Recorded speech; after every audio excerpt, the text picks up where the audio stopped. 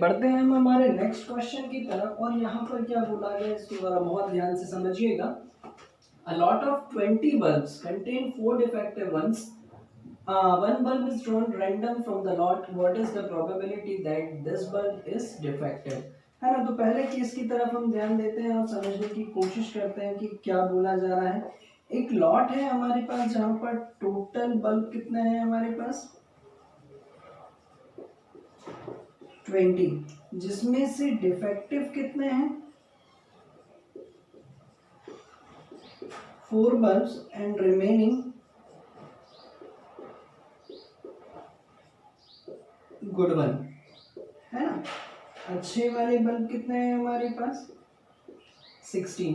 अब उन्होंने ये कहा हमसे कि अगर रैंडमली एक बल्ब सिलेक्ट कर लिया गया तो what is this probability that it is defective.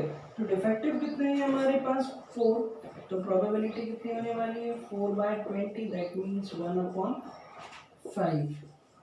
Here is the answer. Second case की तरफ अगर हम देखें तो यहाँ पर हमसे क्या बोला गया है, suppose the bulb drawn in first case is not defective. यदि अगर पहले वाले केस में देखा जाए तो जो निकाला गया बल्ब था वो डिफेक्टिव ना हो और उसको रिप्लेस भी ना किया गया हो। Now one bulb is drawn random from the rest, what is the probability that this bulb is not defective, है ना। तो अब यहाँ पर इस केस में हमारे पास टोटल बल्ब कितने बचे हुए हैं, एक जो पहले वाले केस में निकाला था उसको वापस नहीं रखा गया, है ना। डिफेक्टिव अभी भी कितने हैं 4 ही हैं, ठीक है। एंड रिमेनिंग यानी कि गुड वन, ये कितने थे हमारे पास 15। तो अब उन्होंने ये पूछा गया कि अब अगेन फिर से रैंडमली एक बल्ब को सिलेक्ट कर लिया जाए और वो नॉट इफेक्टिव हो तो उसकी प्रोबेबिलिटी कितनी होने वाली है हमारे पास 15/90। Here is the answer.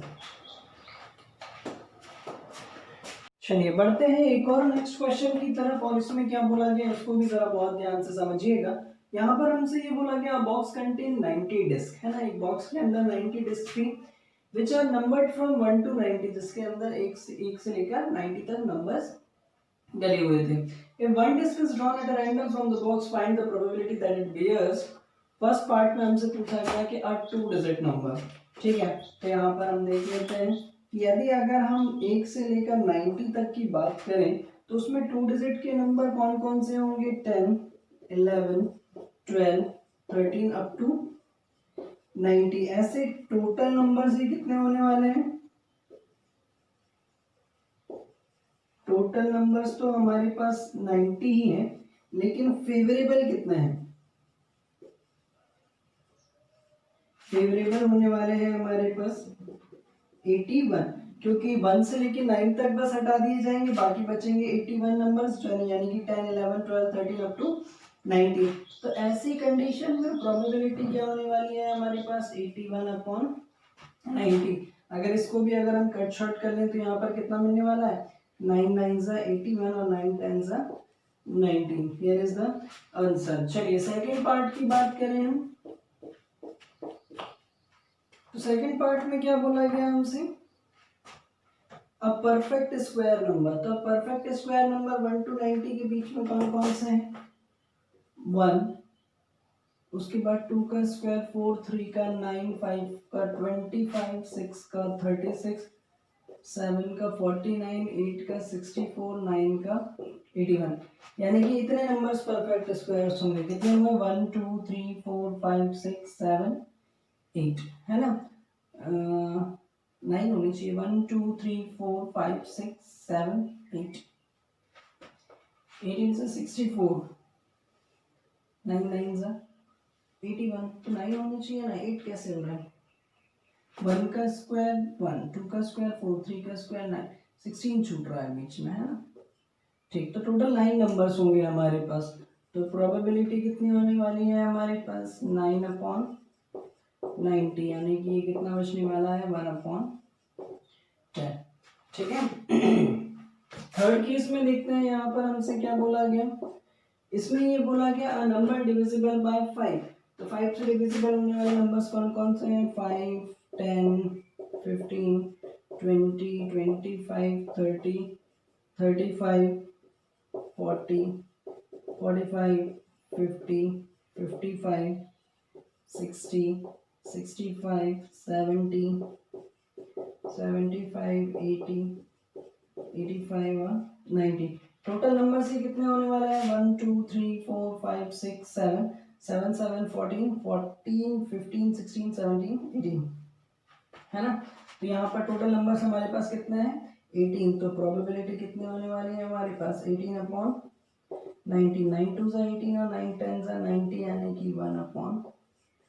Here is the answers. I hope ये समझ में आया होगा आप लोगों को। ये बढ़ते हैं एक और नए क्वेश्चन की तरफ, और यहाँ पर हमसे क्या बोला गया इसको भी जरा बहुत ध्यान से समझिएगा। A child has a die whose 6 faces. एक बच्चे के पास एक डाई है जिसके 6 फेसेस हैं, और वो क्या शो कर रहे हैं, क्या क्या है उनकी 6 फेसेस पर? जो लेटर्स हैं वो है ABCDE and again A। Suppose the die is thrown once. यदि अगर डाई को एक बार फेंका गया, then what is the probability of getting? हमें उसमें A आने की प्रोबेबिलिटी फाइंड करनी है और D आने की प्रोबेबिलिटी फाइंड करनी है। तो in such a condition according to questions, है ना। तो यहाँ पर डाई में हमारे पास A कितनी बार है? 2 बार। तो फेवरेबल केसेस कितने होने वाले हैं हमारे पास? फेवरेबल कंडीशन 2 और टोटल कंडीशंस कितनी हैं? That is 6। तो प्रोबेबिलिटी कितनी होने वाली है? 2/6, that is 1/3। Here is the answer. Second case की तरफ बढ़ते हैं हम। तो यहाँ पर हमारे पास फेवरेबल कंडीशन कितनी है? दैट इज ये 1 है ना। फेवरेबल कंडीशन 1 है और टोटल कंडीशन अगेन कितनी है? 6। तो प्रोबेबिलिटी कितनी होने वाली है? 1/6। Here is the answer. चलिए बढ़ते हैं एक और नए क्वेश्चन की तरफ। यहाँ पर हमसे क्या बोला गया? A lot consist of 144 ball pens of which 20 are defective and the others are good. Noori will buy a pen if it is good, but will not buy if it is defective. The shopkeeper draws one pen at a random, gives it to her. What is the probability that she will buy it? And in the second condition, we have to find the probability she will not buy it. है ना। चलिए देखते हैं question में हमसे क्या बोला गया, इसको जरा बहुत ध्यान से समझिए। एक शॉपकीपर के पास एक लॉट में 144 पेन्स हैं, ठीक है। तो टोटल पेन कितने हैं उसके पास? 144, जिसमें से डिफेक्टिव कितने हैं हमारे पास? 20 डिफेक्टिव है। तो रिमेनिंग यानी कि अच्छे वाले पेन कितने हैं हमारे पास? 124। अब उन्होंने ये बोला कि शॉपकीपर ने रैंडमली एक पेन निकाल कर नूरी को दिया, तो कंडीशन ये थी कि अच्छा होगा तो नूरी खरीदेगी और नहीं होगा तो वो उसे नहीं खरीदेगी। तो पहली कंडीशन में कि वो उस पेन को खरीदे, उसकी प्रोबेबिलिटी क्या होगी? यानी कि फर्स्ट कंडीशन में प्रोबेबिलिटी होने वाली है 124/144। इसको आप लोग कट शॉर्ट करते रहिएगा, ये इसका आंसर। और सेकंड कंडीशन में she will not buy it, यदि अगर खराब होगा तो वो उसे नहीं खरीदेगी, यानी कि ऐसी कंडीशन में प्रोबेबिलिटी कितनी होने वाली है? 20/144। Here is the answer. चलिए बढ़ते हैं एक और इंटरेस्टिंग क्वेश्चन की तरफ, और यहाँ पर हमसे क्या बोला गया इसको जरा बहुत ध्यान से समझिएगा। A game consist of tossing a 1 rupee coins 3 times and noting its outcome each time. Hanif एक लड़का है, ठीक है, will win if all the 3 tosses gives the same result and losses otherwise. Calculate the probability that Hanif will lose the game. हमें ये find out करना, सबसे पहले तो ये गेम में समझ लीजिए कि कंडीशंस क्या थी। 1 रुपए के कॉइन को 3 बार टॉस किया गया, यदि अगर तीनों पर सेम रिजल्ट आ जाता है तब तो हनीफ जीतता है, और अदरवाइज वो अगर वो नहीं आते हैं सेम रिजल्ट तो वो गेम जो है वो हार जाता है। तो हमें ऐसी कंडीशन में हनीफ के हारने की प्रोबेबिलिटी निकालनी है। तो सबसे पहली कंडीशन में हम आउटकम्स को देखते हैं कि ये क्या मिलने वाले हैं हमें? टोटल आउटकम्स हो सकता है तीनों पर हेड आ जाए, है ना, या फिर टोटल कंडीशंस हमारे पास बनने वाली हैं 8, है ना। वो 8 कंडीशंस क्या होंगी वो मैं आपको बता देता हूँ।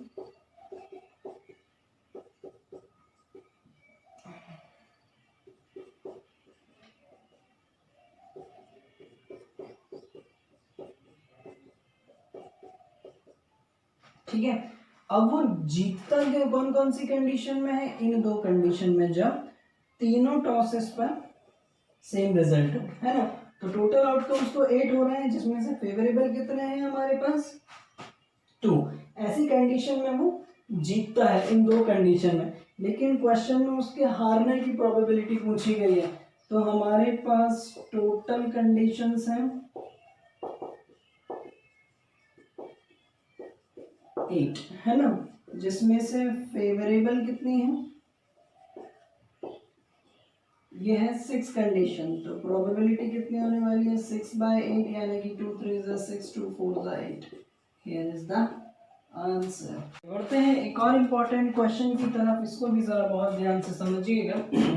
यहाँ पर हमसे क्या बोला गया है, a die is thrown twice, what is the probability 5 will come up at least once, है ना। तो इसको जरा इसी तरीके से समझिएगा, a die is thrown twice is taken as a 2 dice thrown simultaneously, है ना। यदि अगर एक डाइस को 2 बार फेंका गया तो ये सेम उसी तरीके से आउटकम देगा जैसे 2 डाइस को एक साथ थ्रो किया जाता है, यानी कि टोटल कंडीशंस हमारे पास यहाँ पर कितनी बनने वाली है 36। अब उन्होंने हमसे ये बोला कि 5 will come up at least once, यानी कि 5 जो है वो कम से कम एक बार तो आना चाहिए दोनों में से किसी एक पर।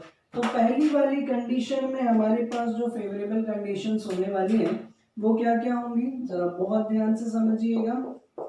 1 5 2 5 दिखाई दे रहा है कि कम से कम एक बार तो 5 आ रहा है, 3 5 4 5 5 5 और 6 5। इसी का उल्टा कर ले तो और कंडीशंस हमें क्या मिलेंगी, 5 1 5 2 5 3 5 4। इसको तो उल्टा करने से कोई मतलब नहीं है, और नेक्स्ट कंडीशन हमें क्या मिलेगी 5 6। तो इस तरीके से जो फेवरेबल कंडीशंस होने वाली है वो टोटल कितनी है हमारे पास 6 + 5 11 condition.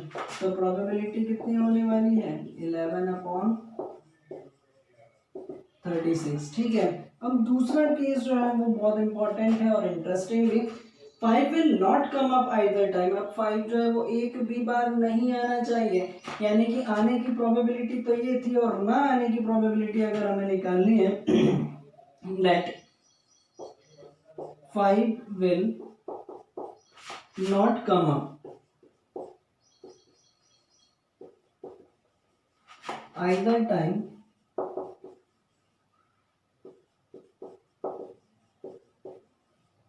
will be denoted by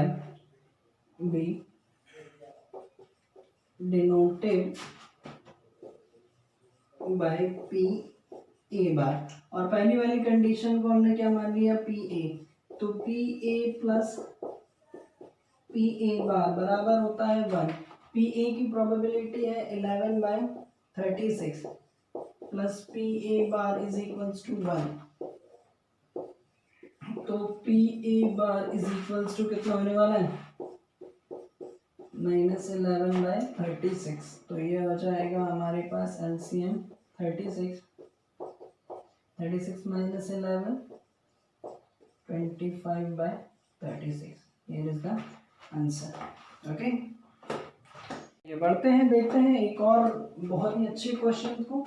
इसमें हमसे क्या बोला गया है, 2 customers Shyam and Ekta are visiting a particular shop on the same week, और डेज भी मेंशन किए गए हैं यहाँ पर Tuesday to Saturday. Each is equally likely to visit the shop on any day as on another day. What is the probability that both will visit the shop on the same day, consecutive day and the different days? तो यहाँ पर बहुत ही ज़्यादा interesting काम होने वाला है, तो ज़रा बहुत ध्यान से समझिएगा। तो सबसे पहली चीज, ट्यूसडे टू सैटरडे कितने डेज हो रहे हैं,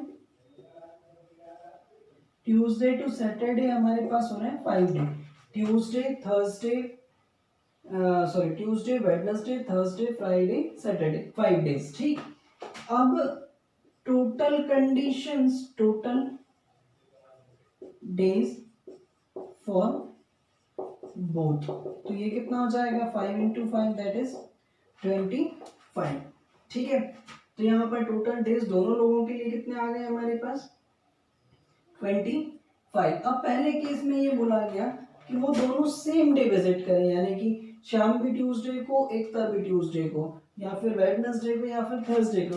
तो ऐसी कंडीशन में प्रोबेबिलिटी दोनों के पास अगर सेम डेज होंगे तो वो 5 में से कोई भी एक दिन हो सकता है। तो फेवरेबल कंडीशन 5 और total condition 25, that means 1/5। Here is the answer. चलिए सेकंड केस की तरफ बढ़ते हैं। कॉन्जिक्यूटिव डेज हो, है ना, यानी कि एक ट्यूसडे तो दूसरा वेडनेसडे, अगर एक वेडनेसडे तो दूसरा थर्सडे, यदि अगर एक थर्सडे तो दूसरा फ्राइडे, इसी तरीके से यदि अगर एक फ्राइडे तो दूसरा सैटरडे, और 4 केसेस इन्हीं के उल्टे हो जाएंगे, यानी कि Wednesday Tuesday, Thursday Wednesday, Friday Thursday और सैटरडे फ्राइडे। तो इस कंडीशन में प्रोबेबिलिटी कितनी हो जाएगी हमारे पास 8/25। तीसरे केस में देखते हैं, ये थोड़ा सा और इंटरेस्टिंग है। अब डिफरेंट डेज, है ना, तो डिफरेंट डेज के केस में अगर हमको इसकी प्रोबेबिलिटी निकालना है तो हम सेम डेज की प्रोबेबिलिटी को 1 में से माइनस कर देते हैं। तो प्रोबेबिलिटी ऐसे केस में 1 - 1/5, दैट मीन्स 5 - 1 यानी कि आ जाएगा 4/5। Here is the answers. एक और क्वेश्चन देखते हैं, ये थोड़ा डिफरेंट टाइप्स का क्वेश्चन है, तो इसको भी जरा बहुत ध्यान से समझिएगा।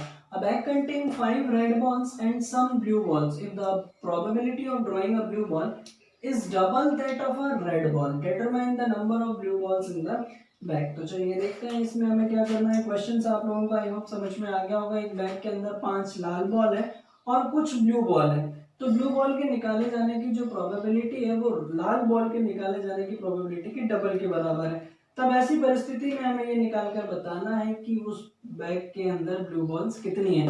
तो चलिए सबसे पहला काम, let the number of blue balls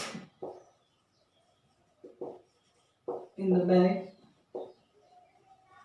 B x। Bag के अंदर ब्लू बॉल्स कितनी है x, और रेड बॉल्स कितनी है, ये है हमारे पास 5। तो टोटल बॉल बैग के अंदर कितनी हो गई, टोटल बॉल बैग के अंदर हो गई 5 + x।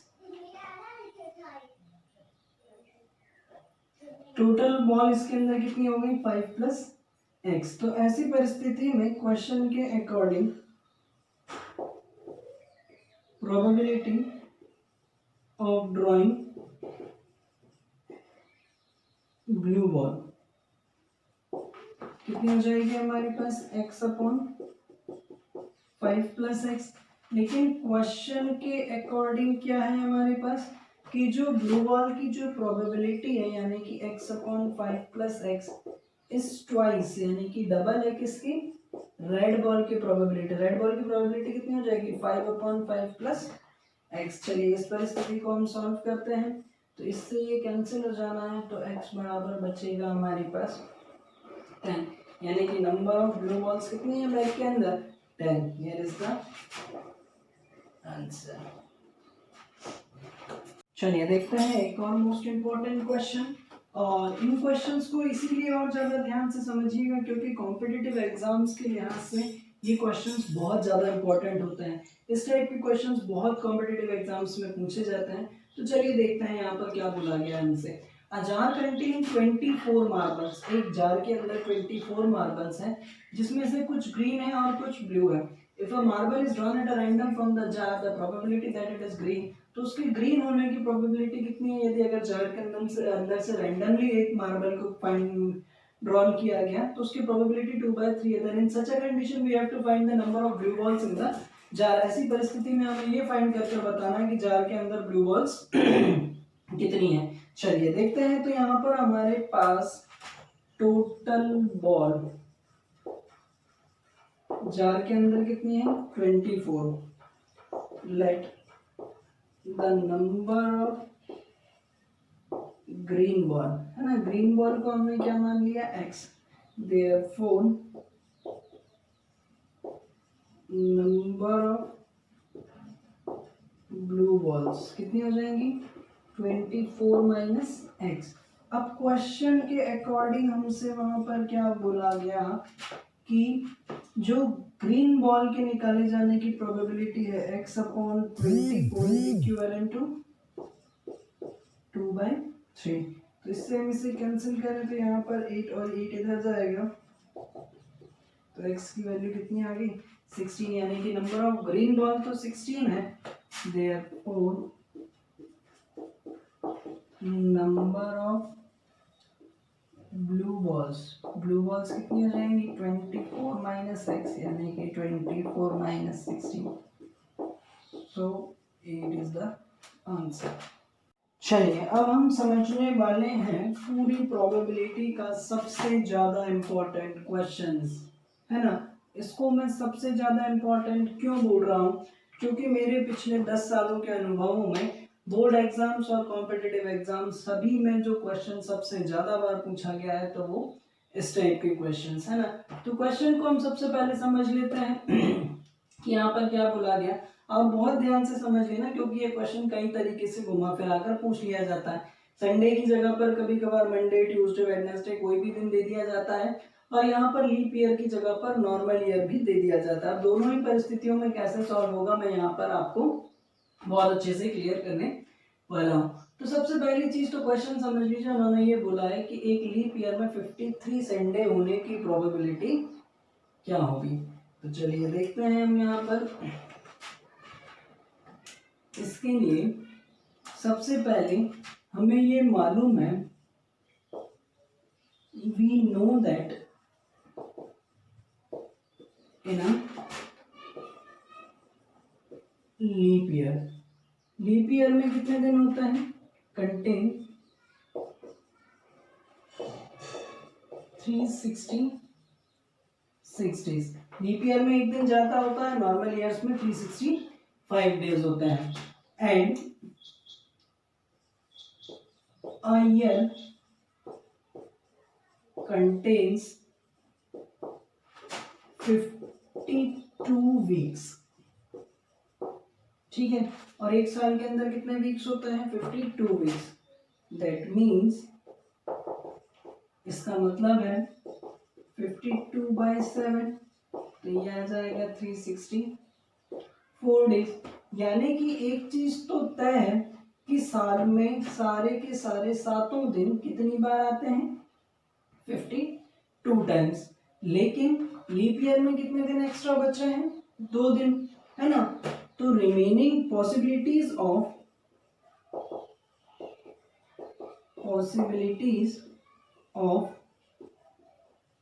रिमेनिंग 2 डेज, वो जो बचे हुए 2 दिन है उनके देखते हैं यहाँ पर हम। तो पॉसिबिलिटीज ऑफ रिमेनिंग 2 डेज क्या क्या हो सकती हैं हमारे पास? संडे, मंडे, या फिर मंडे, ट्यूसडे, वेडनेसडे, या फिर थर्सडे, फ्राइडे, और या फिर फ्राइडे, सैटरडे, है ना। तो क्या क्या पॉसिबिलिटीज हो सकती हैं हमारे पास?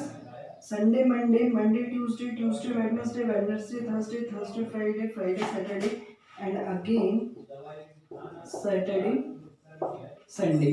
तो ये 7 पॉसिबिलिटीज हो सकती हैं हमारे पास। तो इन पॉसिबिलिटीज में हमारे पास संडे कितनी बार आ रहा है? एक बार यहाँ पर और एक बार यहाँ पर। यानी कि हमारे पास फेवरेबल कंडीशंस कितनी होंगी? फेवरेबल कंडीशन 2 हो गई और टोटल कंडीशन कितनी हो गई 7। तो ऐसी कंडीशन में प्रोबेबिलिटी कितनी हो जाएगी हमारे पास 2/7।